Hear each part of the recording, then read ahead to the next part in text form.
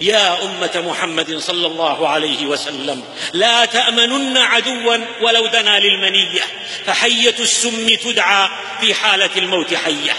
الصفويون الفرس وأذيالهم من الحوثية والنصيرية وحزب الله وأبي رغال وابن أبي وابن ملجم أعداء الأمة أو أدوات الأعداء، إنهم أهل الشقاق بل وأنصار النفاق، وحمير بيد الأعداء تساق، ومطايا لجميع الغادرين، وقناطر كلما أطرق حادينا عليها يعبرون، وقباقب حسب المقياس دوما يلبسون. خونة لم يسجل لهم موقف في نصرة الإسلام وأهله، بالأمس يتحالفون مع التتار واليهود والصليبيين، واليوم مع كل مخرب وعدو للدين.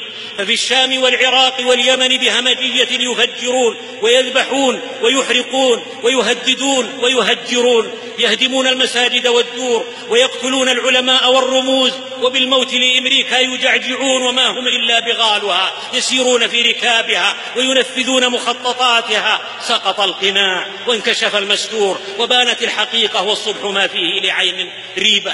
استبان سبيل المجرمين، وعلى الأمة أن تحذره، وظهر مكرهم وكيدهم، وعليها بالحزم والحسم أن تبطله، مستعينة بالله إن الله سيبطله، مدركة حقيقة من صلب عقيدتها إن كيد الشيطان كان ضعيفا.